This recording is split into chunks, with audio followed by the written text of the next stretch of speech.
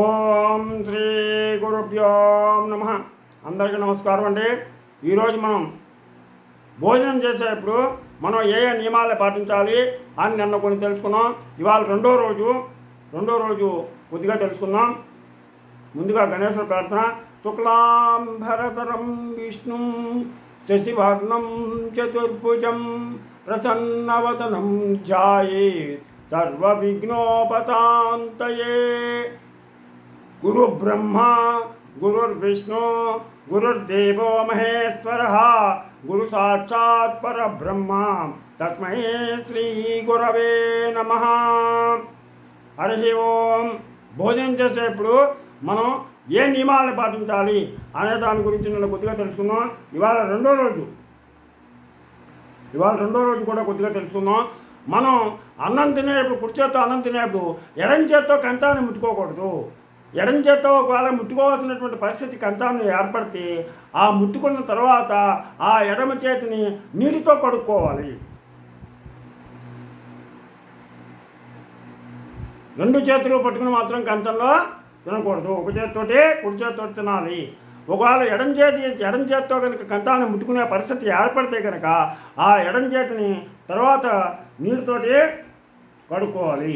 అలాగే తొట్టలో ఉన్నటువంటి కానీ విరిగిపోయినటువంటి కానీ కంచంలో మనం భోజనం చేయకూడదు. అలాగే నిలబడి అన్నం తినకూడదు. నిలబడి అన్నం తింటూ ఉంటే మనం దరిద్రులం అవుతాం. ఈ మధ్యకాలంలో ఈ బఫే సిస్టమ్ వచ్చేసి చాలామంది నిలబడి తింటున్నారు. అది నిలబడి తినడం అనేది చాలా దోషం. అలా నిలబడి కూర్చోకూడదు. చక్కగా కూర్చుని బాసం కట్టేసుకుని కూర్చుని ఒక చక్కటి తూర్పు దిశగా కానీ ఉత్తరం దిశగా కానీ కూర్చుని చక్కగా భోజనం చేయాలి. బఫే పద్ధతి పూర్తిగా మన సనాతన హైందవ ధర్మానికి విరుద్ధం.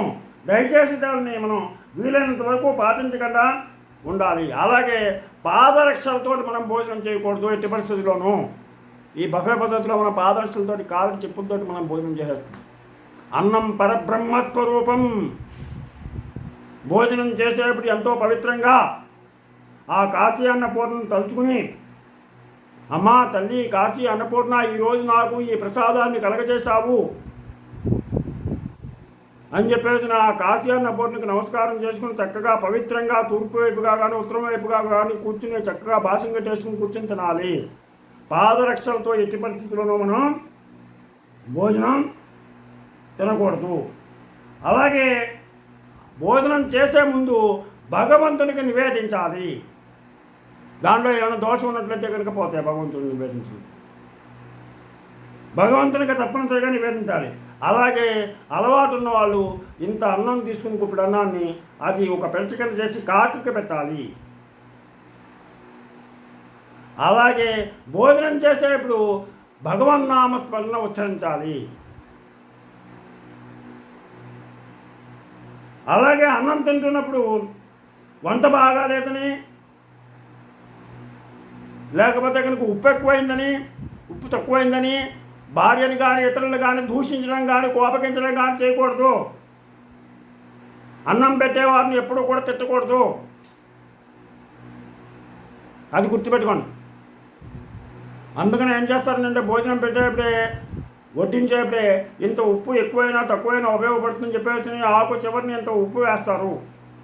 ఉప్పు తక్కువైతే అది కలుపుకోండి. అంతే తప్పితే ఉప్పు ఎక్కువైందని తక్కువైందని ఎవరిని మనం తిట్టకూడదు. అన్నం తింటున్నప్పుడు అలాగే వంట బాగాలేదని అసలు తిట్టకూడదు.